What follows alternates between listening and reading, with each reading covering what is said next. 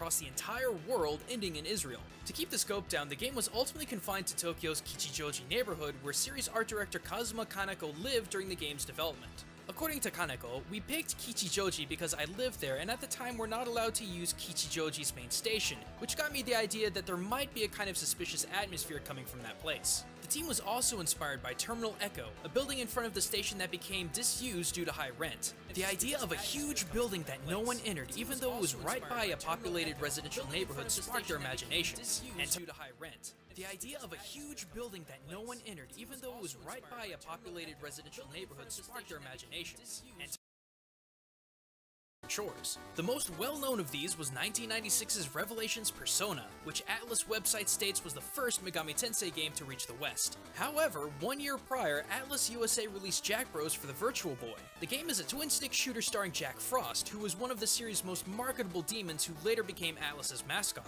It's widely considered to be one of the best games for the ill-fated Virtual Boy, and is highly prized by collectors, with the full box version having an asking price of over $500. Persona isn't the only Megami Tensei title to be released by Atlus USA under the Revelations label. Revelations, the Demon Slayer for Game Boy Color, is actually Japan's Megami Tensei Gaiden Last Bible. It's a top-down RPG similar to Dragon Quest, but with Megami Tensei's signature conversation system. Last Bible had 3 sequels for Game Boy Color and Super Famicom. It was also ported to the Game Gear, where it garnered enough interest for Sega to develop and publish their own sequel, Last Bible Special. Interestingly, as a first-person dungeon crawler set in Jerusalem, Special has more in common with the mainline Megami Tensei games than it does the rest of the spin-off Revelation series.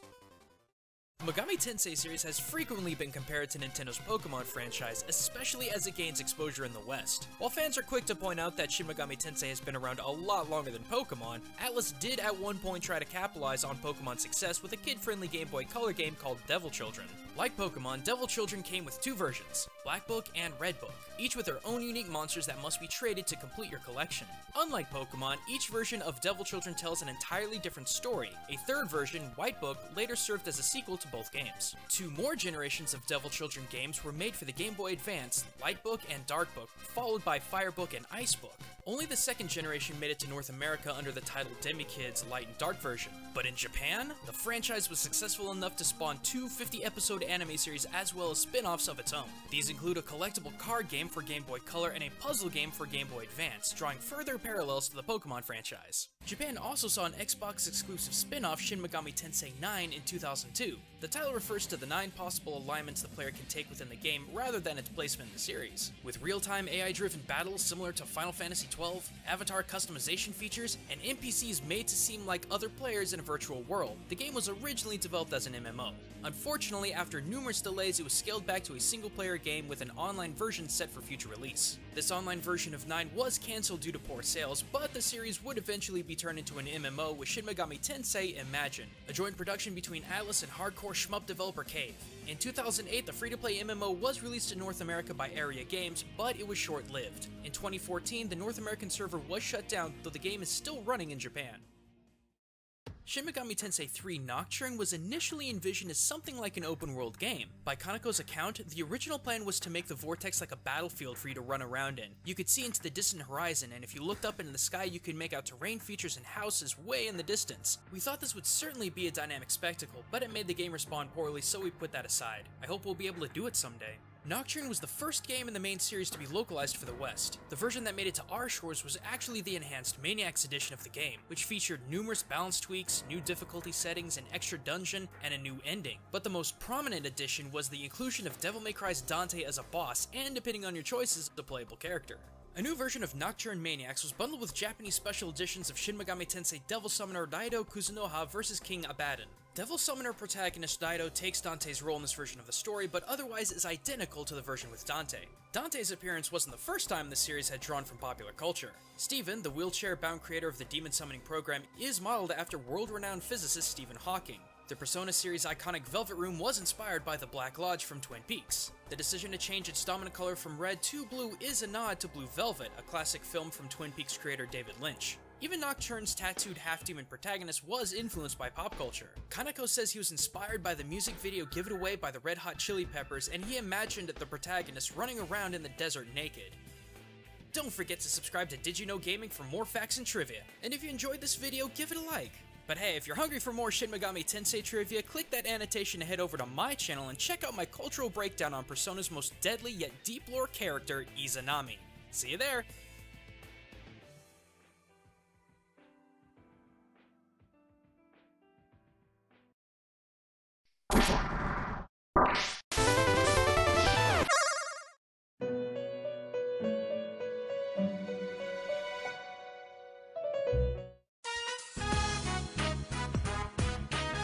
Did you know? Persona 2 Eternal Punishment is actually the third Persona game. Persona 2 Innocent Sin is the second Persona game and originally didn't release in the West. Concerns arose that an American audience wouldn't understand all of Innocent Sin's contextual references to Japanese culture. More controversially, many of the game's symbolic allusions were thought to be too offensive for Westerners. This includes the use of swastikas, Nazis, and even Adolf Hitler. Atlus ultimately decided against localizing the game. Marketing manager of Atlus USA, Gail Salamanca, told Game Informer the team's reasons for not localizing Innocent Sin. "I think it pretty much boiled down to resources and manpower, since development was well underway on Persona 2 Eternal Punishment. Having to go back to Persona 2 Innocent Sin localization probably wasn't factored into the dev team's schedule, so we pretty much had to let it go. Though it wasn't for the lack of bitching and moaning by the US staff. Eventually, a remake of Innocent Sin made its way to the PSP in 2011. Hitler was renamed Führer and sported dark sunglasses. This was done with both Western and Japanese releases, as the Japanese rating board has a rule preventing the depiction of real people.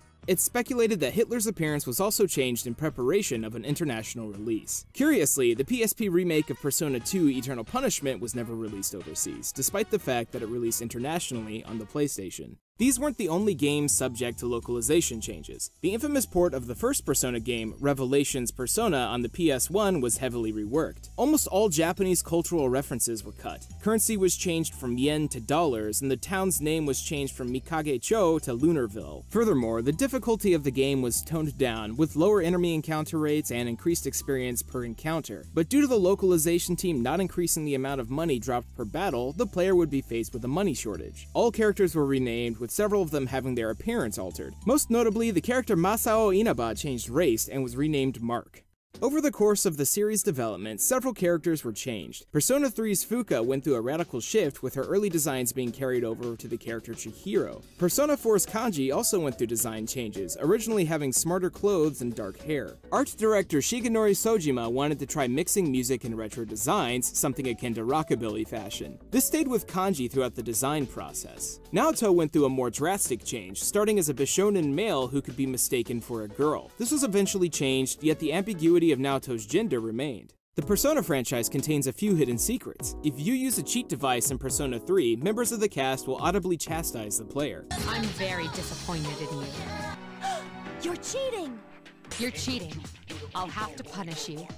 These are accessible in-game, but some content was cut completely. In Persona 4, there's unused text from the beginning of the game that directly asks the player to avoid spoiling critical moments from the story, stating, "Even if you have any clues about the criminal's identity, please keep them to yourself. Your clues or theories may deprive others of the fun of discovering the story for themselves. Besides, the truth you find may not be the real truth." There's also copious amounts of cut content across the series. In the data for Persona 3 Portable, there's an unused cutscene where the player can romance Junpei. The scene was planned to be accessible by using the female protagonist option. Similarly, Persona 4 contains files that suggest a removed romance option. Cut voice lines from Yosuke reveal him saying, "I like you. Don't go." And even, "I never knew I had such heat inside." The equivalent cut dialogue in Japanese, particularly "I like you," translates to 俺お前が好きだ This phrase is used with romantic affection, suggesting that Yosuke was planned to be a romantic partner at some point during the game's development.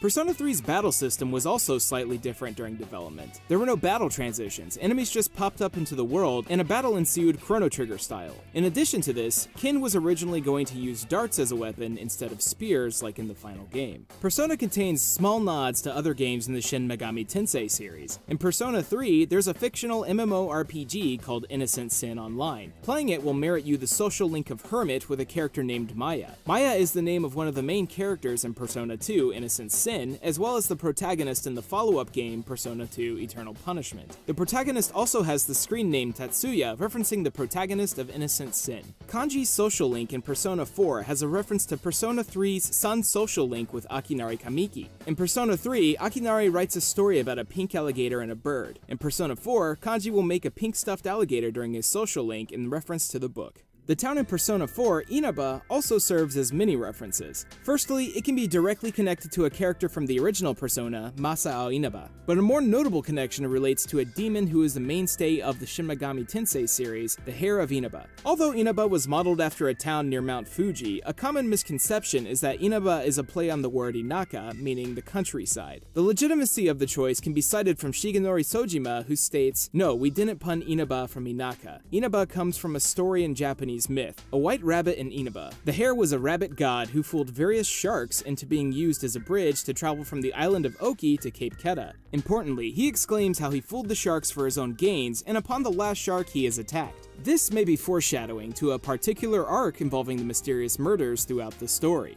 The Persona franchise also references other media. Persona 4 has a book named Witch Detective, which is described as a plottingly written romantic comedy about a girl on her first day of school in a new town. Vampires are involved. The content of this book was almost physically painful for you to read. The summary is a reference to Stephanie Meyer's Twilight novels. Also in Persona 4, around January, you're able to harvest bugs from the snow in your garden. When you interact with your pail to do so, someone will chime in saying, "Hold on there, sensei, it's dangerous to go alone, take me," referencing The Legend of Zelda. A similar reference can be found much later, after unlocking the Heaven dungeon. If you try to return to the Void Quest dungeon, Yosuke will state, "Our princess is in another castle, dude," referencing Toad's infamous message to Mario in Super Mario Bros. The boss of this dungeon is also a reference to 3D Dot Game Heroes, another Atlus title in development at the time.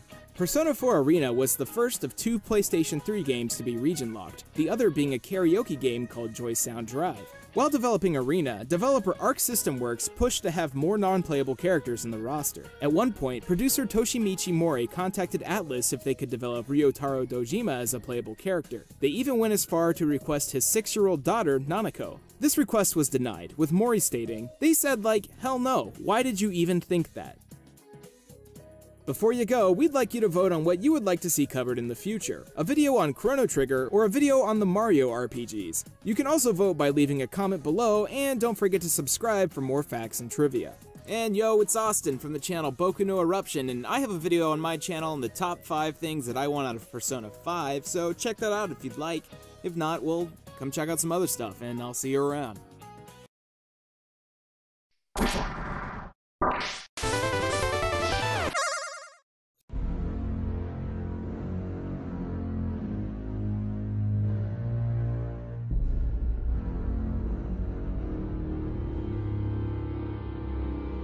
Did you know?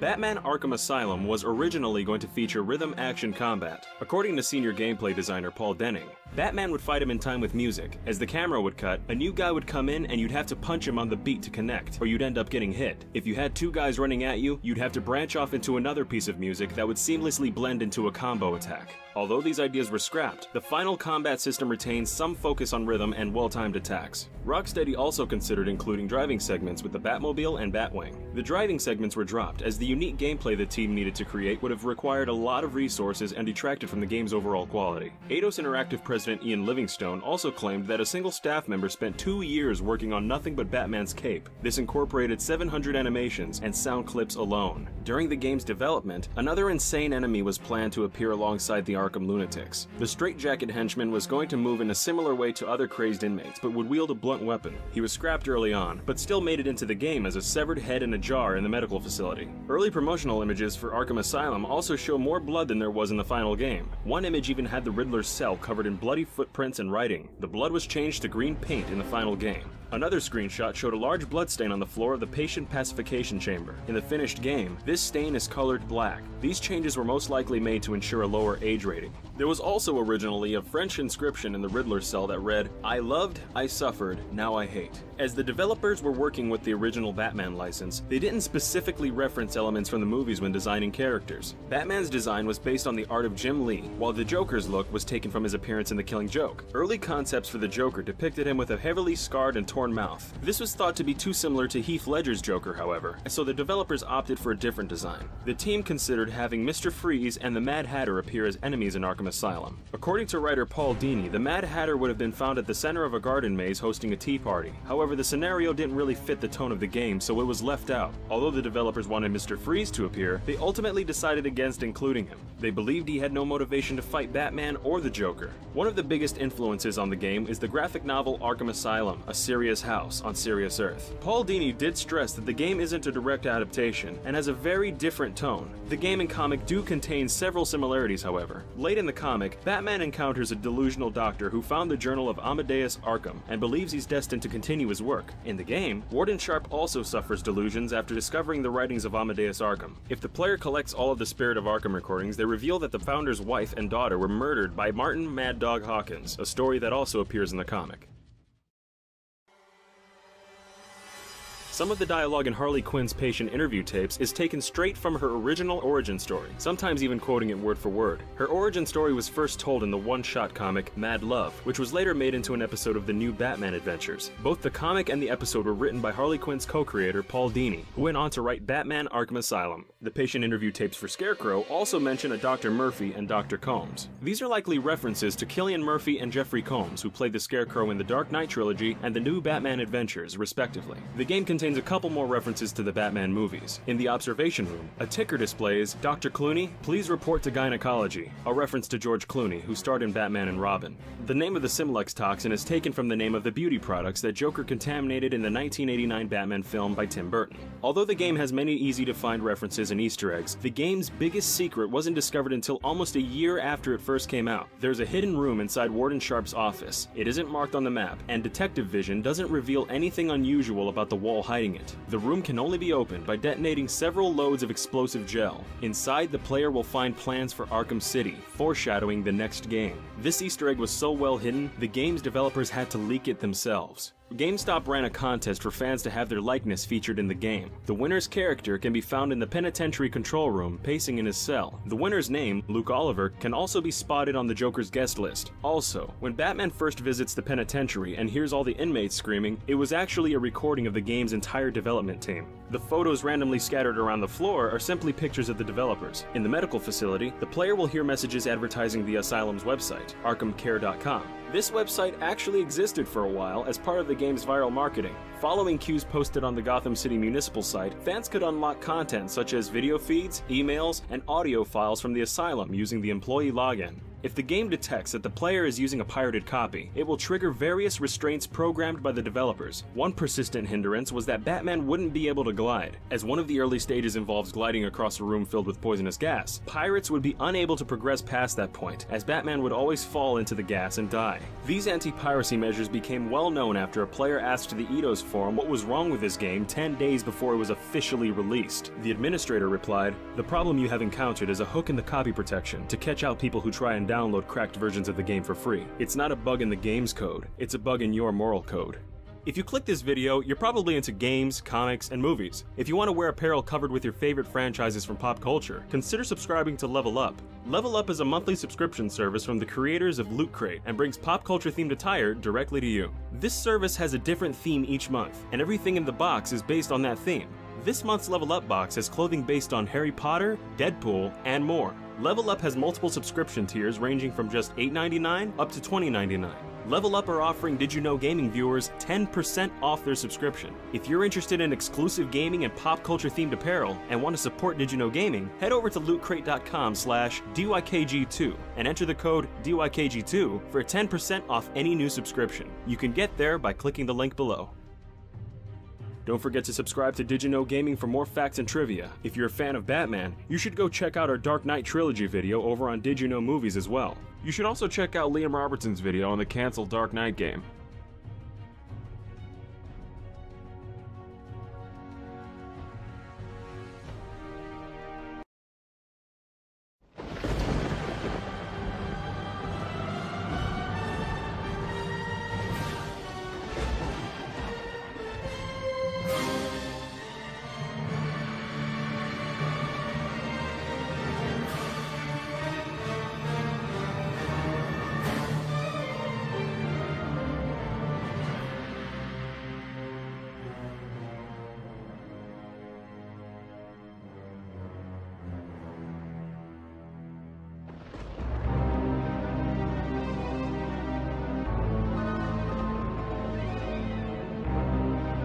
This castle is a creature of chaos. It may take many incarnations. Symphony of the Night granted the Castlevania franchise a hefty amount of credibility, but it also delayed the inevitable. In 1997, the third dimension took hold of the industry with releases like Mario Kart, Star Fox, GoldenEye, Quake 2, Gran Turismo, and Final Fantasy VII. It was this year Konami put its Kobe team on the next Castlevania game, nicknamed Dracula 3D. It would launch on the Nintendo 64, and it was the first game in 13 years to be simply called Castlevania.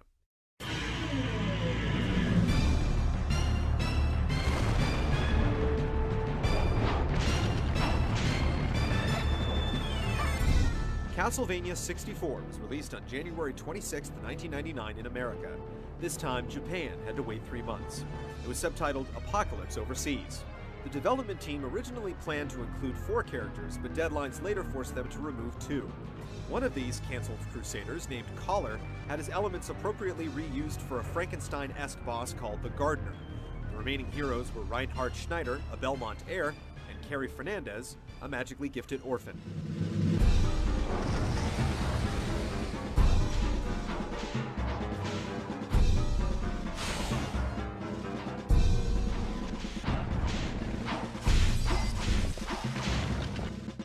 Both characters were picked at the outset and could not be swapped along the journey. Each had to march through 10 areas to reach the finale. 7 were shared and 3 were exclusive to each character, making 13 levels total. The librarian from Symphony became Renan, an enterprising vendor who also happened to be a demon. If you spent over 30,000 gold, he would lay claim to your soul and challenge you in battle just before the final string of boss encounters.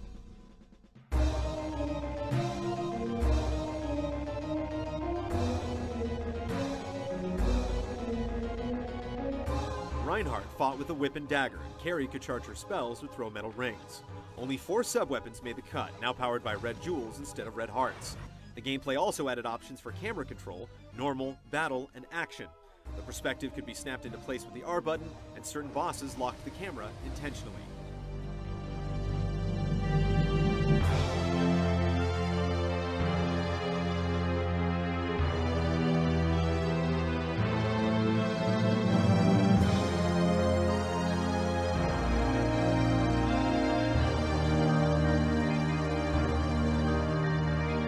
Today it's hard for most fans to take the visuals in Castlevania 64 seriously, but initially, the game received mostly favorable reviews.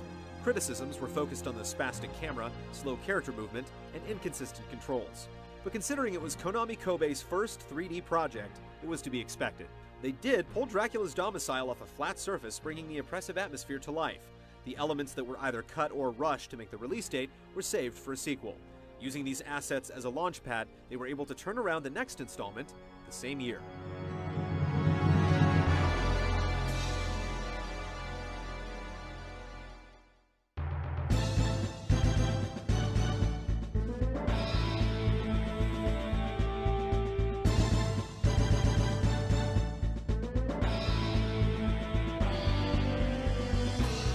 Castlevania Legacy of Darkness was released on November 30th in America and on Christmas Day in Japan. The Japanese title is the longest in the series, Demon Castle Dracula Apocalypse Gaiden Legend of Cornell. The protagonist, a wolfman nicknamed Blue Crescent Moon, was the other fallen playable character from the first N64 game. The press of a button brought on his transformation, increasing speed and damage but irreversibly draining the entire jewel count.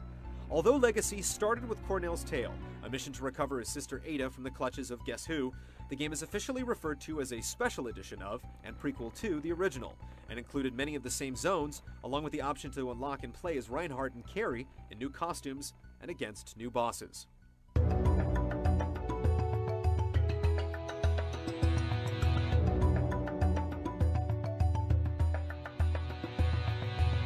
Finishing Cornell's quest started another, led by Holy Knight Henry Oldry. The honorable warrior had to rescue 6 children during his campaign, with each youngster unlocking more bonus content. He shared many of Cornell's powers, but carried a sidearm that could take care of business from long range. The added journeys explored new areas and revisited old haunts, altering an old level's appearance or having you cross it from another direction. Cornell's curse took a cue from Simon's quest, with certain events only happening when the sun or moon was above. Hearing complaints from fans, the camera and combat controls were streamlined. The improved visuals leaned on the Nintendo 64's expansion pack, but many reported the optional mode's performance to be inconsistent.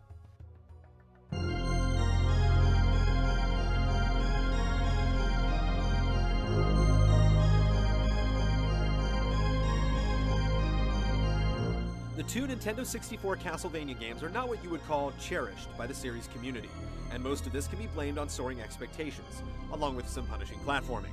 Symphony of the Night in 3D sounded spectacular, but director Yuji Shibata's team had to settle on something between Tomb Raider and Nightmare Creatures. Their interpretation was authentic, with a look and feel that projected Castlevania's undertones, but the experience had to move faster if it was to keep up with the pace of Rondo or Symphony, not to mention the rapidly expanding 3D market.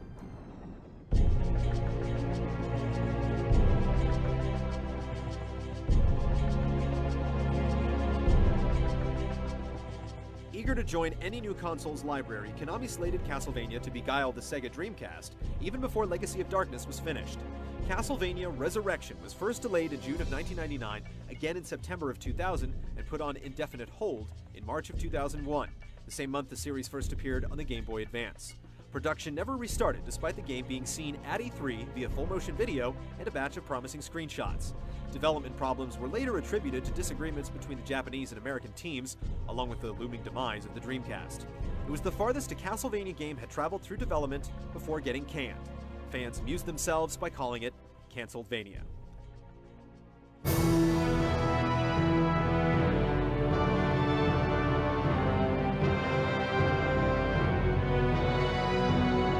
With 3D plans on hold, the series stayed relevant on the GBA, using Symphony's model to satiate their fans on the go. Koji Igarashi had kept himself busy refining his console experiment on handhelds and creating new memorable characters. With the Dreamcast dead and the PS2 looming over its grave, Koji got his crew back together, including composer Michiru Yamane and illustrator Ayami Kojima, and set out to bring back that old familiar feeling. With 4 years having passed since faithful slayers could destroy evil with an analog stick, Konami wasn't interested in just another sequel. The next installment would have to be memorable.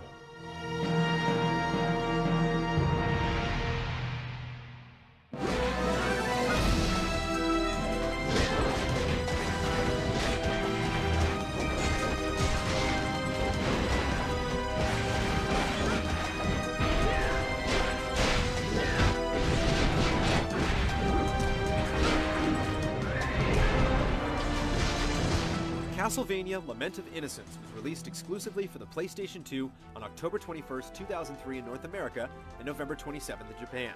Seeing as the story was set in 1094, Igarashi made it clear that this was the beginning of the Belmont saga. The greatest of Simon's grandfathers was named Leon Belmont, and like his descendants, he took on the undead forces to recover a lost love named Sarah. His friend Matthias Kronkvist warned him of the vampire Walter Bernard's sinister kidnapping, forcing Leon to seek the aid of Rinaldo Gandolfi, an alchemist living dangerously close to the castle's borders.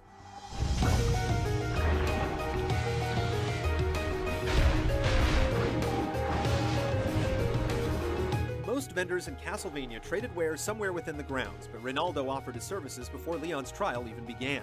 He reluctantly told the Belmont about his newfound mythical whip called the Vampire Killer, that could reach the full potential its name suggested with a powerful act of sacrifice. Other elemental whips dropped off their corresponding bosses in optional fights, placing the skull-cracking weapon at the forefront once again. This was supplemented by sub-weapons, combos, and magical abilities.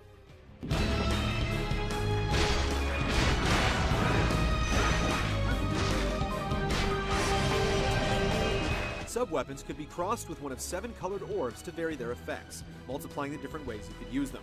For the first time, a Belmont could block and perform a duo of evasive maneuvers. Defeating Bernard, followed by death and finishing the game, unlocked 2 additional characters, Joachim Armster, one of the earlier bosses, and Pumpkin, a precocious trick-or-treater. Crazy Mode was also available after completion for the sadists, along with All Skills Mode for those who wanted to try out all of Leon's moves.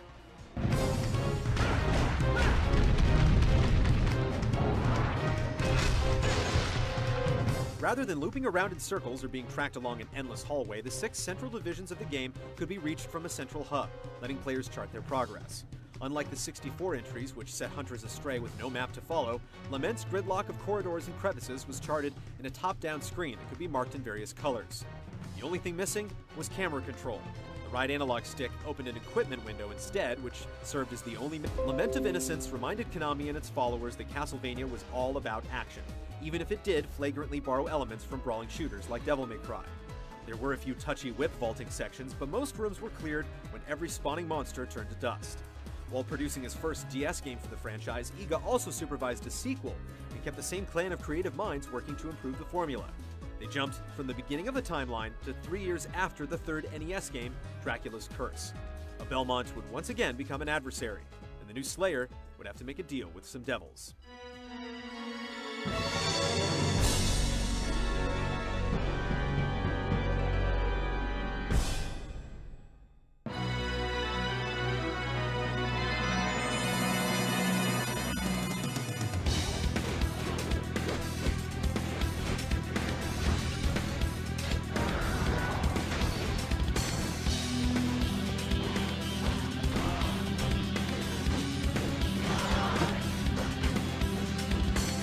Castlevania Curse of Darkness arrived on the PlayStation 2 and the Xbox on November 5th, 2005. Japan got the curse later the same month. Blazing a trail for Alucard to follow, the hero without a last name, Hector, left the employ of the perpetual Prince of Darkness days before Trevor Belmont did his duty. Although trying to pursue a normal life, Hector's fiancée was accused of being a witch and burned at the stake. Hector's old colleague Isaac claimed it was Hector that led to Dracula's fall and tried to rewrite all wrongs by calling Hector back home.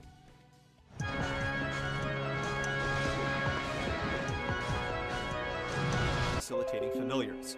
Hector could adopt and breed 6 different types of innocent devils, aka IDs: fairy, battle, bird, mage, devil, and of course, pumpkin.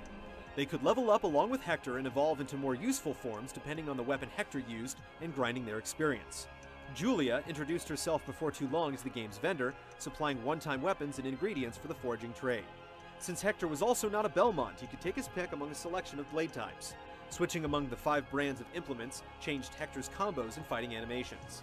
This arsenal, along with stealing items from enemies, chaining attacks, and deflecting with a perfect guard, brought life to the continual trek through the game's zones.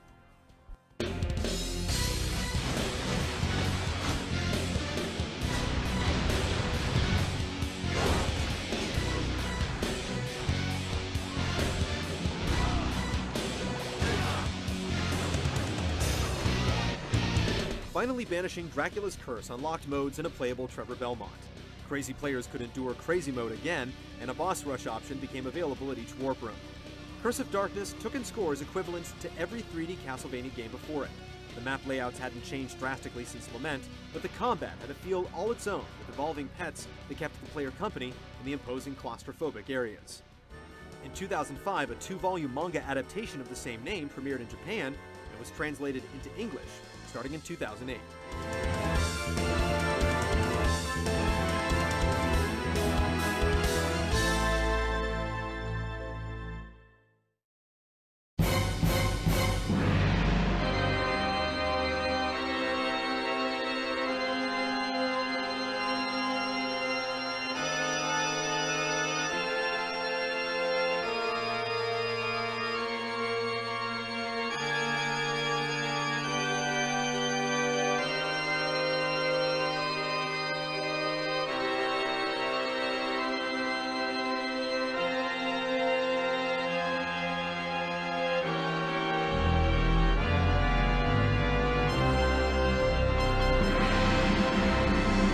Like Dracula rising from the grave when a prophecy is fulfilled, Konami kept taking a crack at 3D with 2 teams, each producing 2 games that had to represent more than a decade of side-scrolling from any and all angles.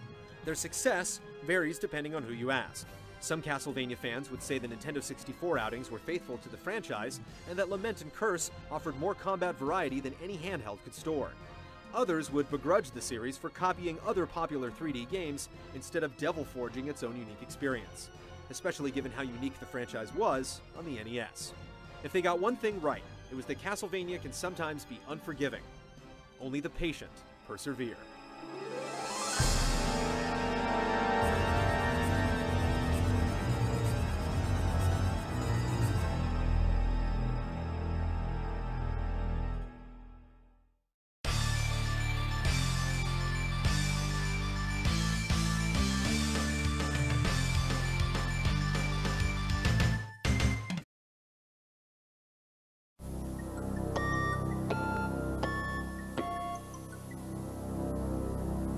Holy crap, this game is freaking crazy!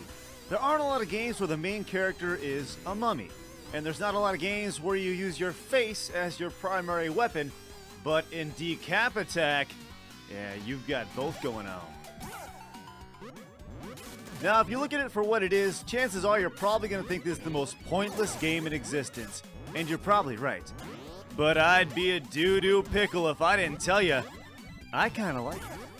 This game is all about funk. Funky characters, funky controls, and funky story.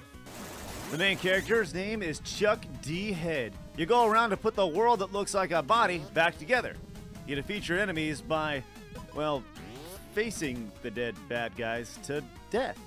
You can also pick up a head, which Chuck doesn't have, so you can both face and head them to destruction. Make sense? Oh, sure it does. Now, if you love stupid humor, you're gonna love the names of the levels, all of which have to do with body parts, like Armington and Tubuland, and my personal favorite, Elbow Island. Get it? Elbow Island? As unique as Decap Attack is, I think they might have got just a little bit too creative with the bonus stage, because I have no idea what the crap is going on here. Originally, when this game was released in Japan, it had quite possibly the coolest name for a video game of all time. Super Magical Flying Hat Turbo Turbine Adventure. Oddly enough, that name was changed when it came to America. Actually, pretty much the entire game was changed. The main character is no longer a little boy. These guys are no longer in the game. And what the hell, there's not even a turbine. Anyways, if you're down with original stuff, and chances are you are since you're down with Screw Attack, you'll at least be entertained for a little bit before you start thinking the best way to destroy things is to extend your face into them.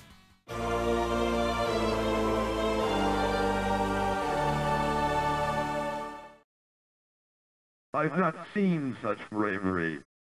Hey, how many of you remember elementary school?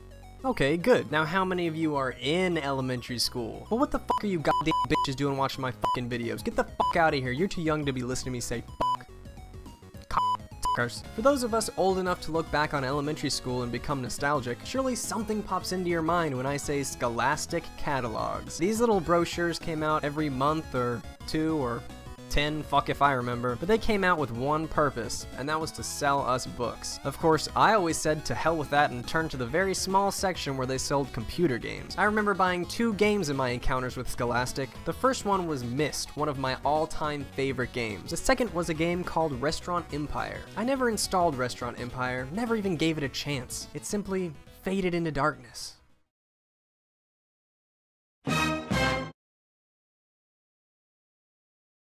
Alright, it's time to figure out if the purchase I made all those years ago was worth it. The game starts out with a little video of a chef who is readying a great banquet of chicken, tomatoes, potatoes? He comes from a long line of chefs apparently and strives to become the best there ever was.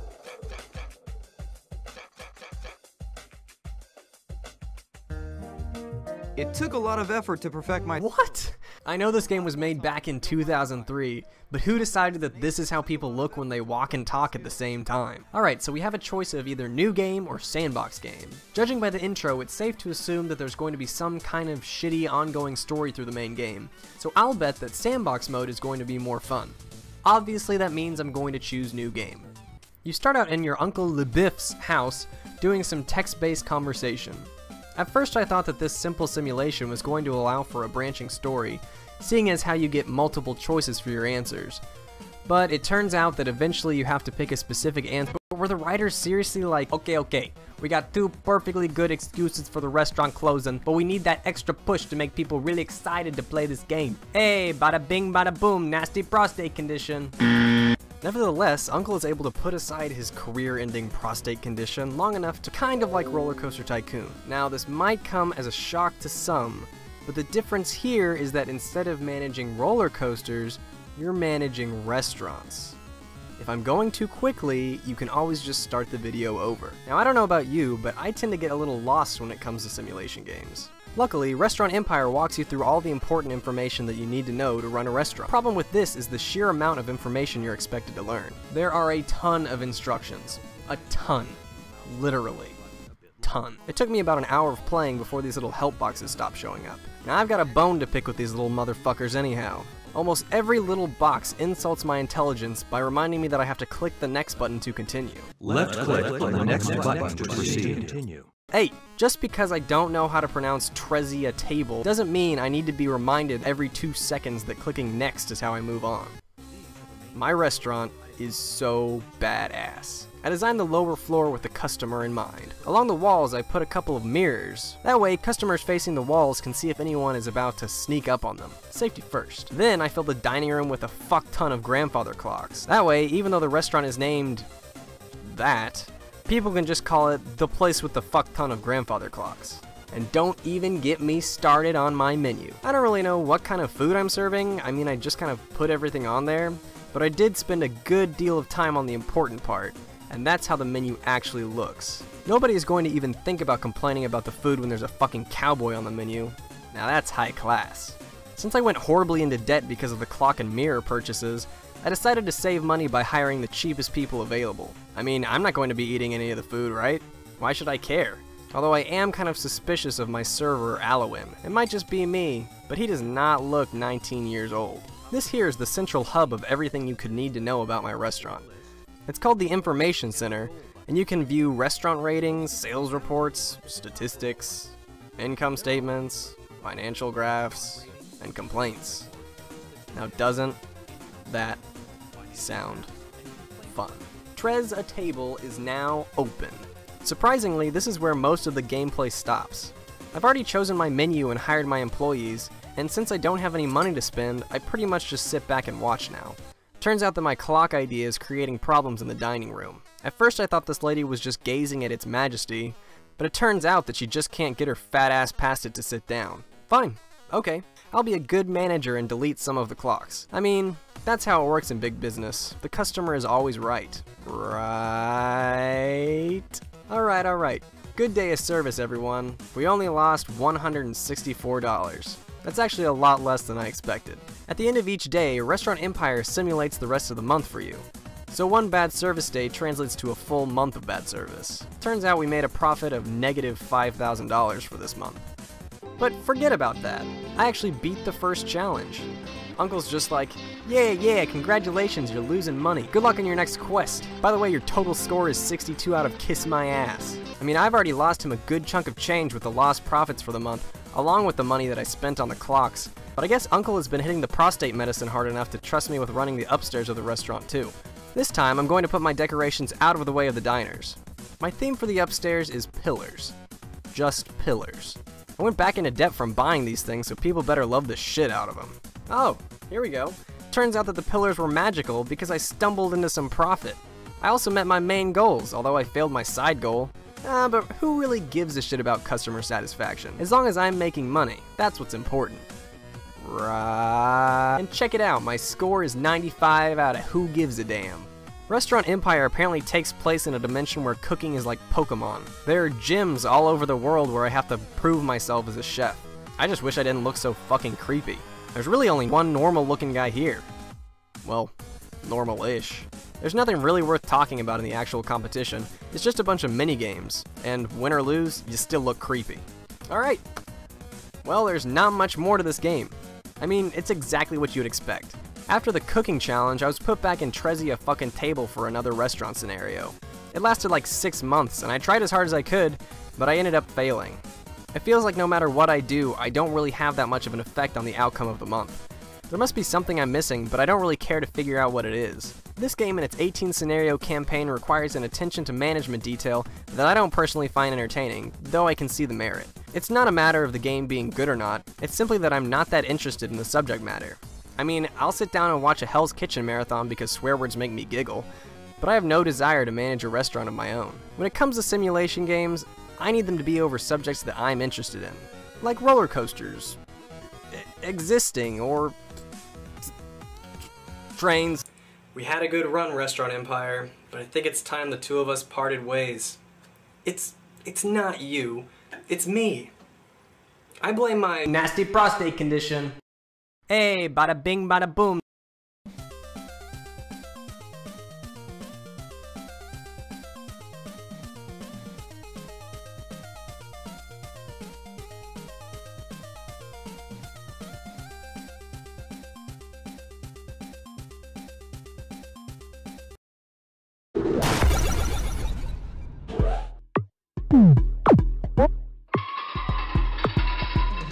What happened to Double Dragon? The original was about kicking out music, and it was just a ton of fun to play. Double Dragon 5 had, well, this. Match 1, fight. That's about as good as it got. They did try to mix it up, but in doing so, they delivered one of the most overpowered fools ever, Trigger Happy. He's got a combination of Blankas, Zangiefs, and reused moves. Talk about cheap.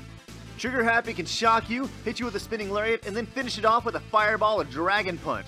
Oh man. The only other character worth noting in this game is Bones. Instead of punching, Bones will pull off his skull and hit the other guy with it. Now that's using your noggin. Oh. But what about the gameplay, Craig? Surely that doesn't suck. Well, the AI is pretty much ridiculously overpowered and is crazy aggressive. I mean, it's hard to hold back for 3 seconds to charge your move when you're getting hit every 2. That's all I'm gonna say about that. It sucks. Look, as a Double Dragon fan, I wish I could tell you this game was good. I really do, but truth be told, Trade West never should have let this game hit the stores. But it does kind of make sense, I guess. After all, these are the same guys who signed off on this. Hey, make sure you like the video and tell us what you thought about this game. And also, please subscribe. And since you watched this horrible, horrible piece of shit, Double Dragon 5, make sure you go watch a good game, like Majora's Mask. Go watch Nick's Video Game Vault. It's right there. Go watch it. It's good. It's Majora's Mask.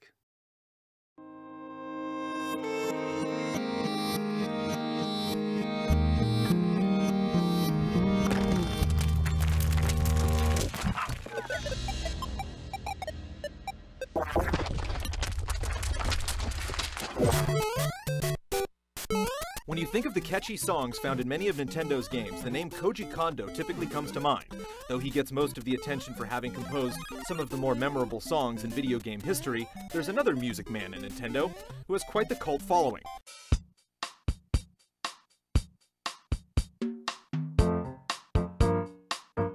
Kazumi Totaka is best known for his work on Animal Crossing, although he's also worked on scores of other games like Mario Paint, Link's Awakening, and Yoshi's Story.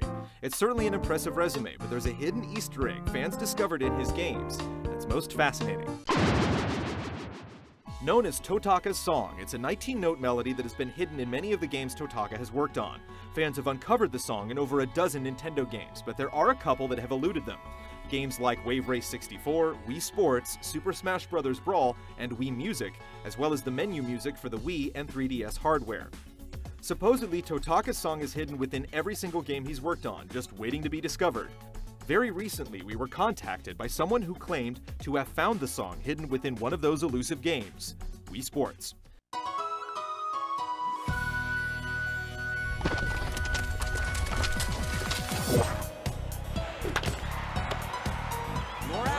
According to 2 Argentinian friends who go by the online aliases of Smash Knight and Bogle Belmont, you can hear Totaka's Song cleverly hidden within Wii Sports.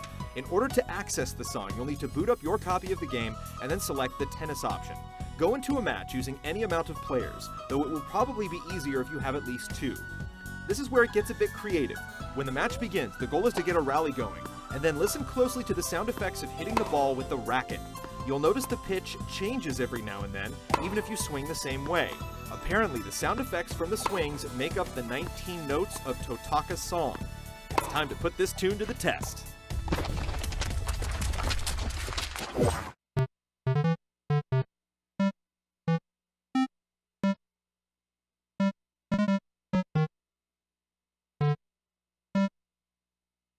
When we were first tipped off about this myth, we were obviously skeptical. Nintendo fans are some of the most passionate and dedicated, and as we've seen over the course of researching myths for this series, the newer the game, the less likely something will remain hidden. Given that Wii Sports came out back in 2006, we were doubtful such a discovery would be made now. Surely, some Nintendo fan would have picked apart the game and figured this out already, right? Then again, we should know better by now after seeing how a single gamer uncovered the way to unlock Master Hand on his own 7 years after the game's release. Initially, it proved a bit difficult to get a rally going in the tennis match, but eventually we strung one together consisting of over 30 hits. When played in real time, we definitely noticed a change in the sound effect, but it was incredibly difficult to judge if it actually sounded like Totaka's Song.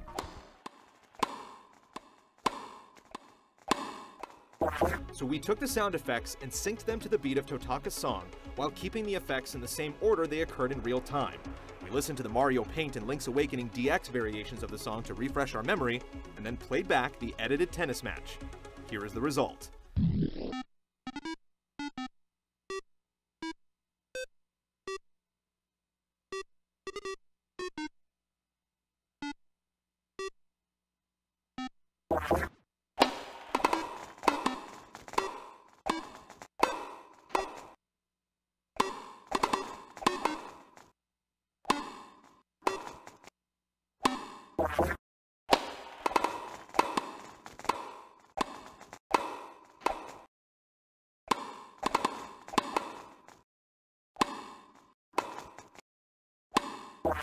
Initially, this episode declared that this was Totaka's song, but it appears we might have jumped the gun.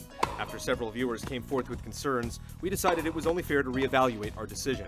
That's when we reached out to veteran video game music expert Jaron Moore and one of his colleagues, Eric Buchholz. Mr. Moore's resume involves working alongside Jeremy Soule on the soundtrack for The Elder Scrolls IV Oblivion, Prey, and Dungeon Siege 2, and he's one of the producers for Zelda Symphony of the Goddesses concert series. Jaron says that the pitches aren't close enough to say for certain, but the fact that they had to be re-edited into the rhythm of the song to be identifiable would make this an almost near impossible song to identify by conventional means. Mr. Moore also added that the racket hit sound effects have an atonal timbre, so they're going to sound compatible against almost anything. This starts to delve into the realm of psychoacoustics, and the power of the mind to allow someone to hear what they're trying to hear. Basically, your brain pairs the sequence of sound effects with Totaka's song as you marry them together. With Totaka's song effectively imprinted to your inner ear, playing it back without the music effectively fools your brain into filling in the gaps because you're trying to hear the particular melody. Basically, it's possible to lay the sound effects from the racket swings under any other tune, and if played in the right order, your brain could be tricked into thinking the swings sound like that song.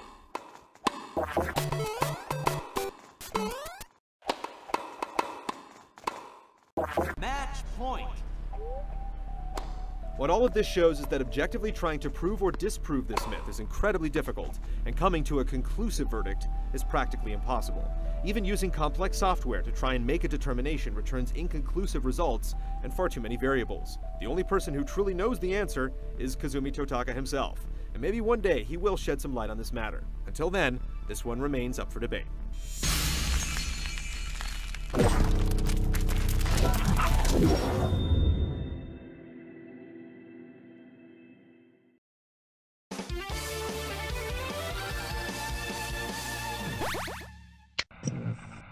I've not seen such bravery. Hello everybody, I am a winner. Now I know that thought may seem a little out of the blue or perhaps even a little bit conceited, but I just wanted to let you all know that no matter what the evidence may suggest, I am in fact a winner. So when you look at the scoreboard and see that I'm currently 0-2 against trail games on this show, don't look at me as a loser, look at me as a champion waiting to make their epic comeback. A comeback that starts today. The Yukon Trail from MECC, the makers of the Oregon Trail, was released in 1994 for Windows 3.1 and System 7 Mac computers. By now, I'm sure you get the gist. It's a trail game, which means we're trying to make it from point A to point B without dying in some horrible way. This game is based around the Klondike Gold Rush, which means that not only do we need to reach our destination alive, but we also need to get there quickly if we want to get there while there's still gold to be unearthed. The game begins with a bit of a history lesson as the broad strokes of the gold rush are laid out for us. Gold is discovered in Northwest Canada, people want the gold, people go get the gold. You'll notice almost immediately a disturbing lack of FMV. Perhaps that's only disturbing to me, but I definitely prefer this. Be careful going into this river. To this. Yep, I've been prospecting all my life, and I never seen nothing like it. This guy he creeps me out. Our journey begins in Seattle, where we're trying to decide on the best way to obtain our fortune in gold. Do we want to travel to Dyea, the gateway to the Yukon? Remember, Dyea's the place to be. Or Skagway. Dyea is a shorter but more difficult journey, while Skagway is a weird and kind of gross-sounding name for a place. We'll decide that a bit later, though, because before we're even allowed to buy a ticket to board the ship, we have to get a partner. In fact, everyone in Seattle seems to be obsessed with the fact that I'm currently going solo. I would say the most important thing is to find yourself a good partner. You should get yourself a partner. I noticed that you don't have a partner. Normally I'd be upset that all of these people are trying to take away my God-given right to go die alone searching for gold, but given that I've yet to survive a trail game on this show, I think that having some extra help might be a good thing. There are 4 partners to choose from, and no matter how much I wish they were actual people instead of pixel art, we've got to narrow it down and pick one. Folks call me Sadie. You look like you could use a partner. One who knows a thing or two about gold mining. I've devised a little test for our prospective partners to sniff out the best candidate. I'm gonna tell them all that I was planning on making the trip myself, and I'm going to judge them completely as a person based on their response to this single question. You ever done any gold mining? I didn't think so. It's lonely, backbreaking work. You wouldn't last a week without a partner. Wow, Sadie, if I wanted to go gold mining with someone who didn't believe in me, I'd just bring my self-consciousness along. But as you can tell by my confident intro to this video, I've checked that at the door. I am a winner. Next. Life in the North is much different from what you are used to. Without me to guide you, your feet will become very sore.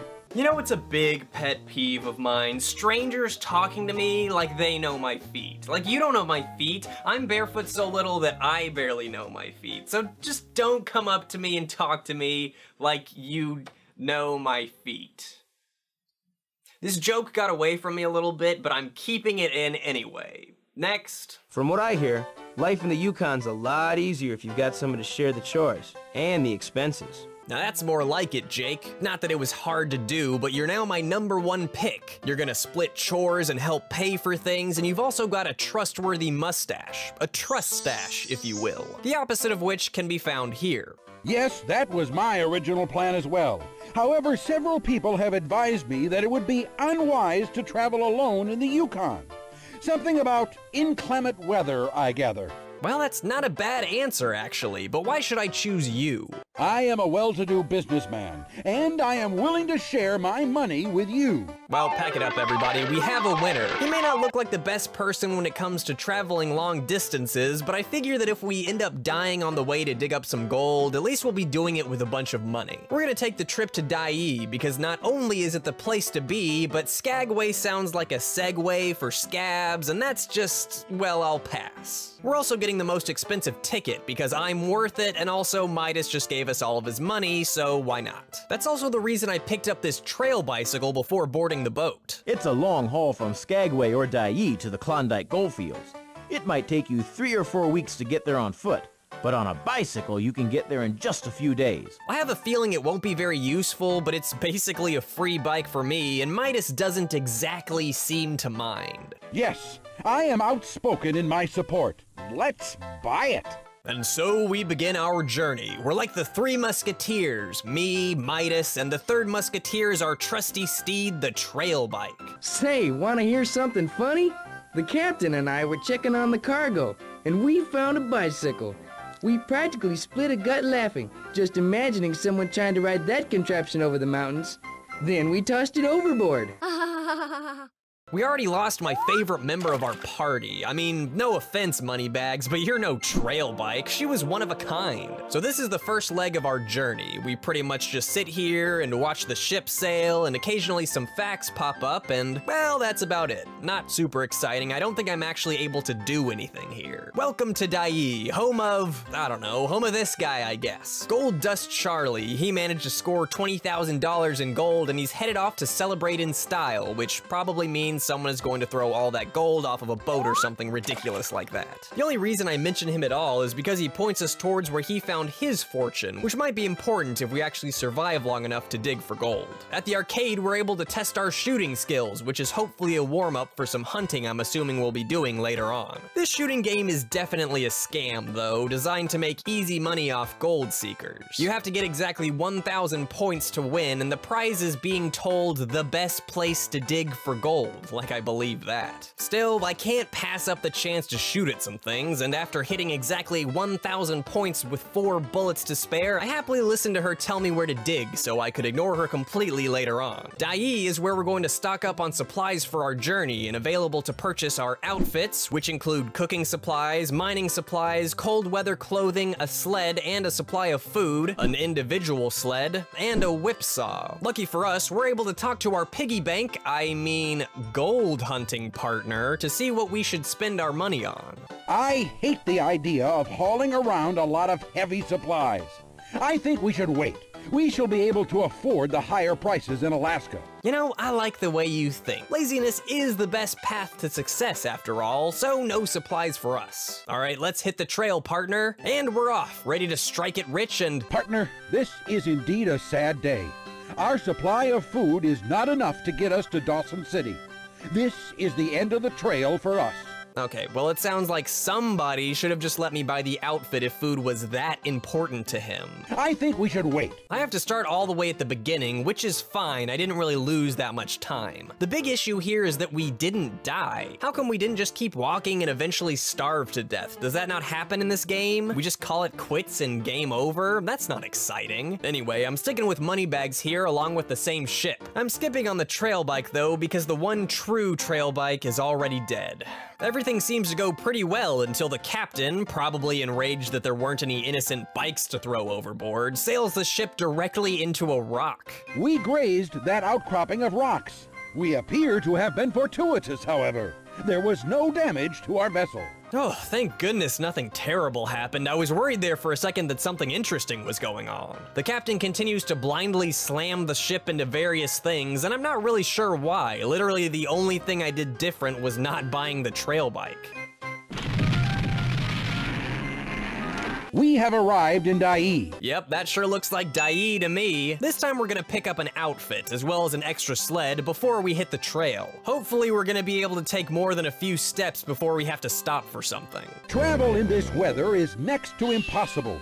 It could be dangerous.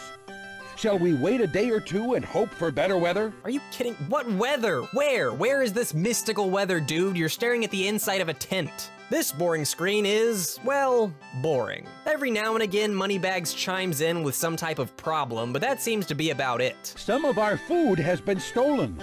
There seems to be no respect for personal property. Well, I guess we should keep a better eye on our food then. I mean, there's two of us. It should be easy to see if anyone else is rummaging around in our supplies. Some of our food has been stolen. Okay, what did I just say? Let's keep an eye on... I fell down and hurt my leg. I need to stop and take care of it. You know, I'm seriously beginning to regret my choice of partner in this little adventure.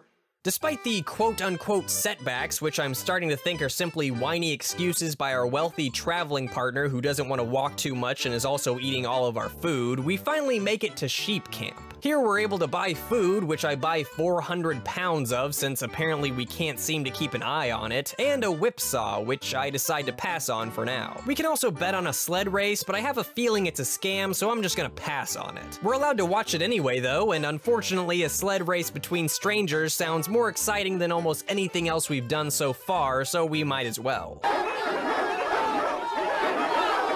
Alright, I stand corrected. Let's get out of here. Should we continue on the trail now? Yes, I said let's get out of here. I fell down and hurt my leg. I need to stop and take care of it. Welcome to Canada. Oh, well, don't sound too excited about it. We finally made it to Canada, but guess what? We can't get in. We need 1,000 pounds of food each to cross the border, which means we have to go all the way back to sheep camp. Somehow I managed to sprain my ankle, or at least that's what I'm told. Oh dear. It looks like you have sprained your ankle. I really wish they gave you a bit more detail, honestly. Like, oh dear, it looks like you sprained your ankle while wrestling that wild Canadian bear creature. Canada has bears, right? After loading up on food, it's an easy walk back to the border. We do, of course, have to stop once because of poor weather, once because a group in front of us refused to move, make that twice for poor weather, and twice because of rock slides, none of which are interesting. Also, we could be enthusiastically greeted with, welcome to Canada. And now that we've finally passed through customs, we're greeted with another map to travel across. I really wish there was something else for me to do besides wait for Moneybags to update me on setbacks. I've got so much food I don't have to hunt, and as far as I can tell, there's really nothing more I can do but wait. The trip to the lake isn't without setbacks, that's for sure. One blocked trail, our food gets stolen again, and 3 leg injuries. Like, how do we even still have legs at this point? At Lake Bennett, we have to build a boat, and since we neglected to buy a whipsaw, we have to trade some food for it. Apparently, our friend's wealth wasn't as great as I thought it was because we're out of cash. I figure people are stealing our food all of the time anyway, so at least with this trade, we actually get something out of it. After choosing which boat to build, even though there's no information given about any of the plans, we have to wait 4 days, and then it's time for the only really interesting part of the game. Interesting may be a strong word. We have to navigate our ship through the rapids, and at the very least, it feels like I'm finally doing something. Not that I'm any good at it. There are a few more rapid sections, all of which I managed to flip the boat in, though I gotta say there doesn't really feel like there was any consequence for it. I just keep moving along as usual. Oh, glorious day! We have arrived in Dawson. And now that we're at Dawson, it's time to stake our claim. I'm gonna try and get close to where our good friend Gold Dust, dumb idiot face, I don't remember his name, told us to dig. And what do you know? We struck gold. I feel nothing. We struck it rich and got $41,000? Points? I have no idea what this number is supposed to mean. Now all that's left to do is do it all over again. This was not fun. As much as I'd love to brag about how great I am at it and how I finally beat a trail game on the show, I don't really feel like I did anything. My choices didn't really seem to have consequences. I just basically coasted my way through them.